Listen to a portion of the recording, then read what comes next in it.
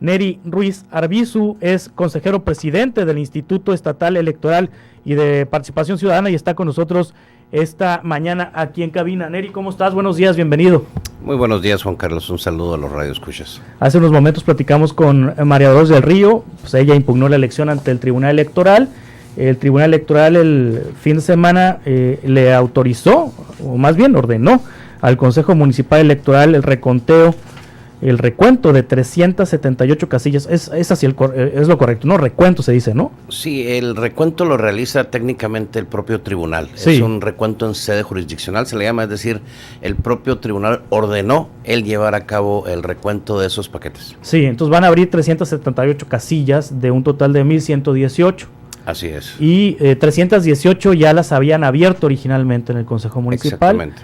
Y están pidiendo la anulación de 304 casillas. No lo dijo así María Dolores, pero después de toda su intervención, palabras más, palabras menos, ella cree que le hicieron fraude. Pues mire, en primer lugar, respetable la decisión que tomó el Tribunal Estatal Electoral, es una decisión dentro de una queja, así se llama el medio de impugnación, y los argumentos que ellos señalan, pues los analizará el tribunal al momento de determinar sobre la validez o no de las casillas que se recibieron, esas 304, en donde solicitan la nulidad de las casillas. ¿Qué implica esto en términos jurídicos? Es así estrictamente, que esas 304 casillas son aproximadamente el 27% de la elección de Hermosillo.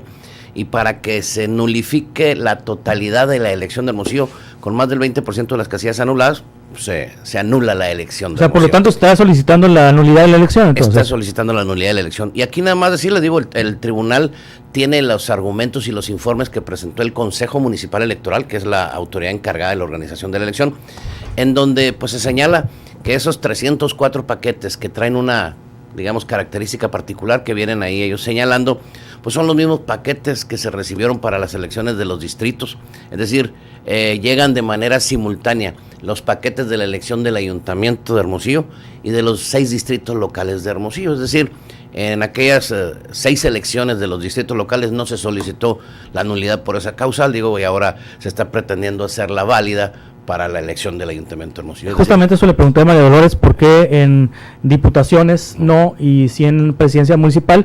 Y me contestó que contaron los votos en consejos distritales distintos al consejo municipal y que la bronca se la hizo, o las irregularidades la cometieron en el consejo municipal, no en los distritales. Esa fue su respuesta. Hubo, por ejemplo, un caso de recuento total, el distrito 10, sí, en donde la diferencia era menor al 1%, y la causal que señala la ley electoral local es que en tratándose de una diferencia menor al 1% entre el primero y segundo lugar, se recuenta la totalidad, y eso fue el distrito 10, el resto de distritos tienen menos del 20% de recuentos de paquetes, sí. Pero la cuestión aquí es el de tocar al Tribunal Estatal Electoral resolver esa situación.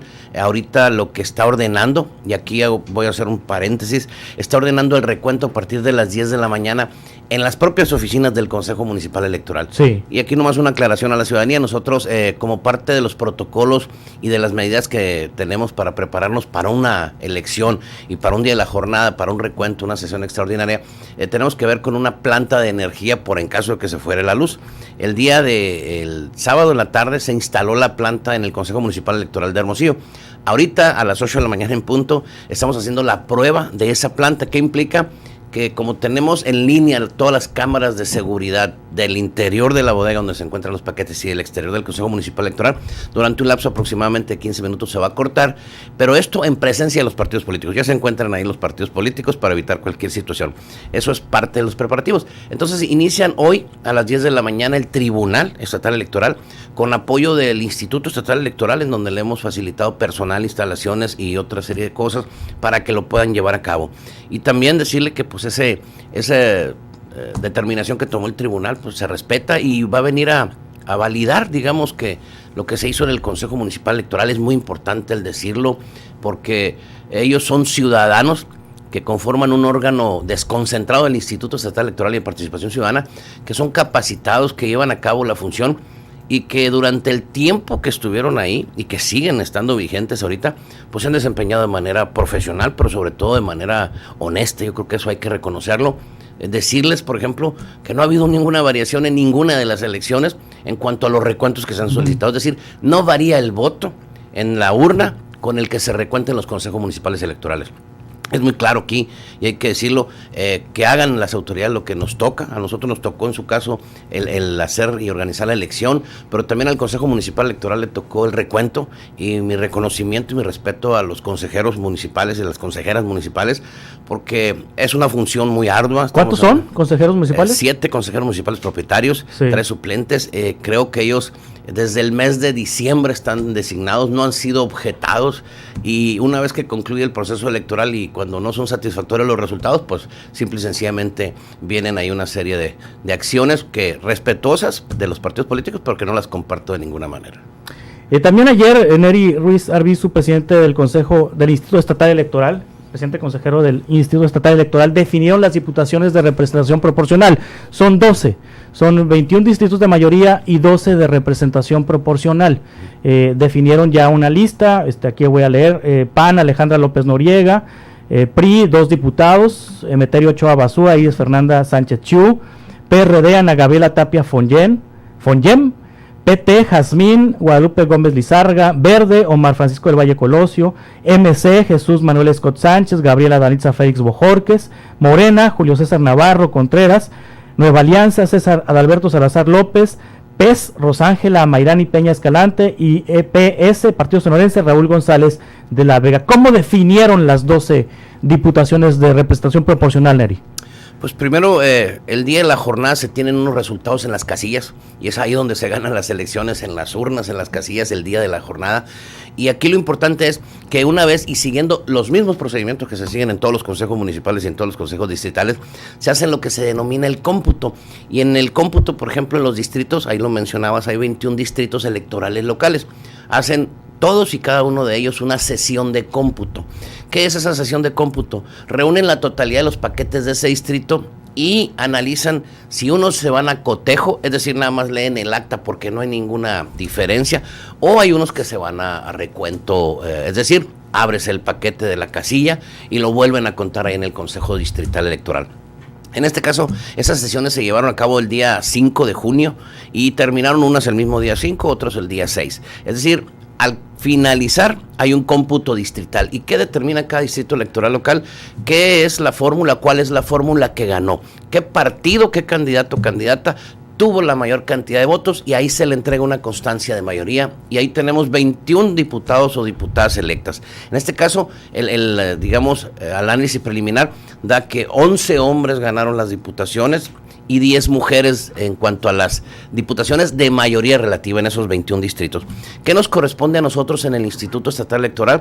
Tenemos fecha límite el día 30 de junio, que fue el día de ayer, para resolver y definir respecto de las 12 diputaciones de representación proporcional. Y aquí, ¿qué es lo que hacemos?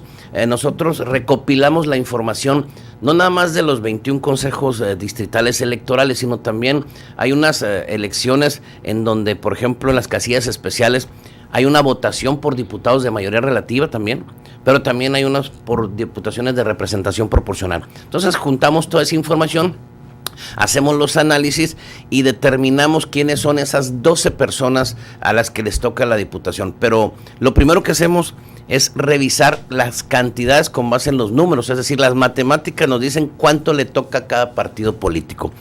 Y después hacemos análisis respecto de la cuestión de paridad de género, que creo que ahí fue donde estuvo un poco la discusión, pero que al final de cuentas el resultado concluye con que hay un Congreso paritario, 16 mujeres, 17 hombres, diputadas y diputados, en donde eso es lo que se busca, la paridad y la integración del Congreso. Lo importante aquí es que tenemos nada más un consejo distrital electoral impugnado, que es el 1 de San Luis Río Colorado, que todavía se encuentra en los tribunales, pero cuya variación en los números no hará, digamos, mayor diferencia en cuanto a los resultados que se obtienen. ¿Qué es lo importante aquí? Tenemos una participación de 1.159.921 sonorenses en la elección de diputados, que representa el 50.69%, fue a donde pudimos llegar con la participación ciudadana. Entonces, el resultado es un Congreso paritario en donde tenemos nuevos criterios que analizamos ahí respecto de una integración de igualdad en cuanto a hombres y mujeres también en otros aspectos. Creo que eso es lo novedoso, sí, y verificando siempre en todo momento que cumplan con la 3 de 3, es decir, que no haya ninguna persona candidato o candidata ya electo que acceda a los cargos públicos que tenga alguna denuncia por violencia sexual, violencia familiar o que sea deudor alimentario. Sí, entonces de mayoría ganaron 11 hombres y 10 mujeres. 11 hombres, 10 11 mujeres. hombres y 10 mujeres. Las listas de diputados de representación proporcional que hicieron los partidos políticos y que se registraron ante el Instituto Estatal Electoral, ¿de cuántos partidos son? Son 10 partidos políticos. En 9 casos iban hombres en primer lugar y nada más en un caso iba mujer en primer lugar, el PES. que era el PES, ¿no? Uh-huh. Entonces, de irse con las primeras posiciones de los partidos políticos de las listas de representación proporcional, pues no habría paridad, porque se irían 8 hombres más, ¿no? Una cosa así. 9 hombres más. 9 hombres más, ¿no? Sí, entonces tendríamos en una primera integración, en un sí, primer ejercicio que se hizo en sí, el proyecto que se postuló, te estamos diciéndole de irnos literalmente, como lo señalan las listas de los partidos políticos, en primer lugar, pues tendríamos un congreso de 20 hombres y 13 mujeres. Digo, sí, para nada sería paritario y no cumpliría con nuestra obligación. Entonces, de garantizar. ¿ustedes qué hicieron? Se fueron al segundo, la segunda posición donde es mujer para equilibrar géneros. Así es, tuvimos que compensar y hay un lineamiento de paridad que lo establece así, que tenemos la obligación, en el caso de realizar la primera asignación o las restantes asignaciones, en de que no hubiera una paridad en el Congreso, hacer los ajustes y compensar, eliminando o quitando a los hombres, por así decirlo de manera coloquial, y poniendo mujeres en su lugar. ¿De dónde? De la misma lista de los partidos políticos. Sí, ¿cómo decidieron a quién quitar del número 1 para irse al número 2? Por ejemplo, en el PAN estaba José Cerrato como número 1, ¿no? Sí. Y Alejandra López Noriega por número 2, pero entra Alejandra López Noriega por el tema de género. O en el caso del PRD estaba el dirigente, ¿no? Sí. Joel se llama. Joel Ramírez Bobadilla. Joel Ramírez, y él deja de estar está en el número 1, pero se van por la número 2, que es Ana Gabriela Tapia Fonyen. En el caso del PT, pues está el diputado de mayoría, que ganó por mayoría, ¿no? René García, René García ganó estaba por en mayoría. número 1. Su suplente tomaría su lugar en su caso, que es el señor Pánfilo López, Sí. si no estoy mal, y se sustituye por la mujer que venía encabezando la lista, Yasmín Gómez, si no estoy En mal. número 2, Yasmín Guadalupe Gómez Lizárraga. Fueron esos casos, ¿verdad? Esos 3 casos. ¿Por qué decidieron que en esos partidos y en esos casos eliminar el primer lugar o el número 1 e irse por las mujeres que estaban en el número 2? Hay un análisis que se hace y en primer lugar tenemos, por ejemplo, Sí. que hay 2 criterios que nosotros tomamos en cuenta, que tienen que ver con resoluciones ya tomadas por las autoridades jurisdiccionales, los tribunales electorales. El primero de ellos tiene que ver también con un asunto del INE, en donde en el 2023 recientemente aprobó la composición, y lo vamos a decir en términos coloquiales así, de unas bancadas paritarias. Es decir, no nada más que haya paridad en el Congreso en su totalidad, sino también en cada uno de los partidos políticos, que se logre de manera paritaria. Y otra, una resolución que tenemos ahí, 1414 del 2021, en donde nos da 2 criterios que son buscar, en la medida de lo posible, la compensación de las mujeres que tengan menor subrepresentación, y la otra, la menor intervención posible con los partidos políticos, pero buscándolo eso en una fórmula que le llama de resto mayor, es decir, la última parte de la asignación de diputaciones, que ahí las compensemos. ¿Qué pasaba aquí en el caso de Sonora?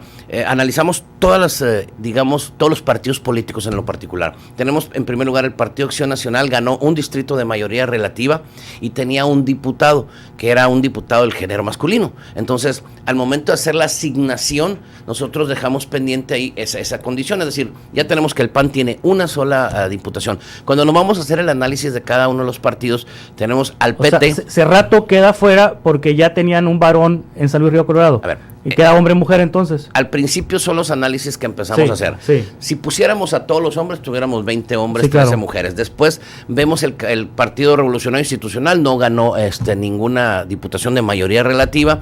En consecuencia, la asignación que hiciéramos en cuanto a ellos, ya no variaría el género en ese sentido. Nos vamos al PRD, tiene una asignación directa, le llamamos. Nos vamos luego al PT. El PT tiene 4 hombres. en las de postulaciones mayoría relativa. Dentro de los 20 distritos que ganó Morena y sus aliados, tenemos que el PT postuló en 4 de ellos y son hombres de los 4, ¿no? Claro. Después ya nos vamos con el Verde, que tiene 2 mujeres, un hombre, el Partido Encuentro Solidario, una mujer, 2 hombres, el Partido Nueva Alianza, 2 hombres, una mujer, y así nos vamos haciendo el análisis de cada uno de ellos. Al finalizar tenemos que hay 3 partidos políticos, bueno, 2 en lo general, que son PT y Partido Acción Nacional, que tienen una descompensación en cuanto al número de personas, hombres y mujeres, que se integran. El PRI, por ejemplo, al incorporarse a la segunda fórmula, es decir, porque tiene 2 diputaciones de representación proporcional, y MC, necesariamente tiene que ser un hombre o una mujer en el caso de ellos, entonces se logra la paridad. Con el Verde lo mismo, con Nueva Alianza lo mismo.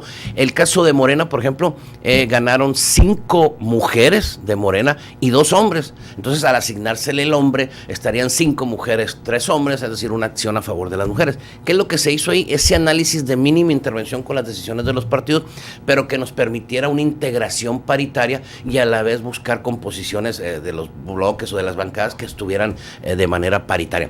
En el caso de haberlo determinado, por ejemplo, el PAN tuviera 2 y el PT tuviera 5 diputados y ninguna mujer. Entonces, son criterios que se sostuvieron ahí. Se discutieron en la sesión, lo analizamos los consejeros durante un tiempo y la verdad pues consideramos que eso es lo correcto. Digo, habrá diferencia o de opinión con partidos políticos, respetable, y para ello están los tribunales, que creo que serán las vías que vienen a resolver esta parte.